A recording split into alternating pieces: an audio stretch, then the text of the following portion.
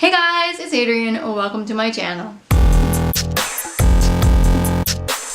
Today I'm here to bring you 2018's quarterly reading challenge number 2. For those of you who are new to my channel, I do quarterly reading challenges every quarter to kind of get me to branch out of my comfort zones as far as genre goes, and so far they have been working out fantastically. I've been doing them for a year and a half now. I'm loving them. They're not going anywhere anytime soon.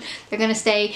By the way, if you want to do quarterly reading challenges with me, you are more than welcome to. Let me know down in the comments below. And you can also set your own reading challenges. I really encourage you to do that, whether you do them with me or you do them on your own. It really helps to broaden your genre selection, especially if you feel like you're stuck in a rut and you constantly go for the same books over and over again. And it makes things interesting. I have, through these reading challenges, found some new genres that I actually really love. As usual with my quarterly reading challenges, I'd like to check in with my last quarterly reading challenge to let you know how I did. I set myself 3 goals. The first goal was to read historical fiction books. The second goal was to read at least 1 book from the 3 that I picked for my quarterly reading challenge jar. And the third one was to read a book from my winter book haul that I had done close to my last quarterly reading challenge. I did really well this time. The last quarterly reading challenge wasn't so hot, but this one I am very proud of myself. Let's start off by talking about the historical fiction books. I read 4 this month. I will leave all the wrap-ups in the description box below where I talk about these books in more detail. I'm not going to do that here because it takes too long and I've already done it.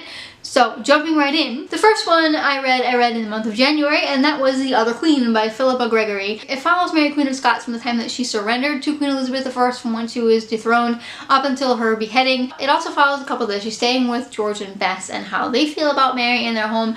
I talked about this one in great detail in my January wrap-up because I really had some mixed feelings on this book. On one hand, I really loved it. On the other hand, I wasn't a huge fan. You should go check out that wrap-up if you want to know more about this book. I did like it. I ended up giving it a 3 stars. And then I read Elizabeth by Rosalind Miles. I was really into the time period after reading Mary Queen of Scots, and this one follows Queen Elizabeth I and follows her time from her teenage years up until about her 60s. This one I didn't like. I ended up only giving it 2 stars, and I think I was being generous.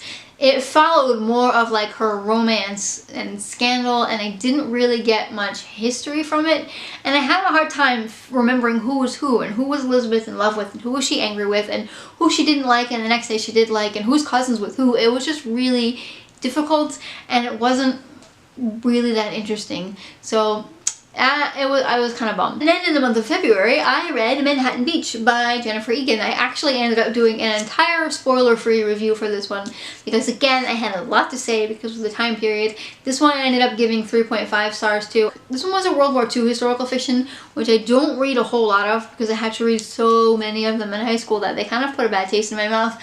But this one I really enjoyed. This one took place in New York in the Naval Yard, and it was more of a culture thing that I enjoyed about this one. I love to see the American culture at the time. I also love to see how females were struggling and blacks were struggling, and it was just a great insight into that period in time of history. The plot was a little bit lacking. I did enjoy it, but for more on that, you should go see my spoiler-free review. And the last historical fiction that I just read in the month of March, and that was Alex and Eliza by Marissa de la Cruz. I gave this one a 2 stars. I wasn't a huge fan. This one was mostly a romance, like I mentioned in my March wrap-up. I got this one for Valentine's Day. I didn't end up reading it for Valentine's Day, so I read it in the month of March, and it was too much of a sappy romance. There was really very little plot line, and I didn't get to see any of the American Revolution history, which is what I was hoping for. I knew, obviously, from the cover that this would be romance heavy, but I had hoped that you'd get a little bit more information about the American Revolution, and I didn't really. I wasn't a huge fan. I only gave this one a 2 stars. The next challenge that I completed was to read at least 1 of the 3 books that I picked from my quarterly reading challenge jar, and I read 2. The first one that I read was Manhattan Beach. So, 2 birds with 1 stone. And my last reading challenge for last quarter was to read a book from my Christmas book haul Revisited, and I read 1, and that was Snow Like Ashes by Sarah Rosh. I enjoyed this one very much. Again, talked about this in my March wrap-up. I gave this one a 4 stars. Let's move into my quarterly reading challenges for this quarter. Again, I'm setting myself 3. My first one is to read science fiction books. I realized that I don't read a whole lot of them, and when I do read them, I actually like them, so I'd like to not try to steer away from them. I have a couple that I want to read.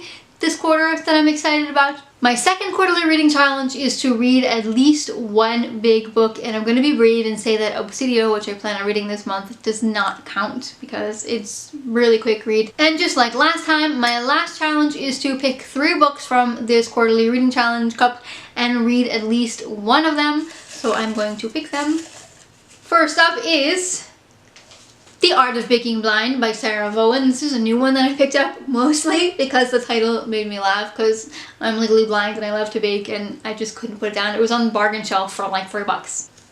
The second one is End of Day by Claire North. I read The Sudden Appearance of Hope by Claire North and I really enjoyed it, and I got this one last year when it came out because I wanted to read it and I still haven't done it yet.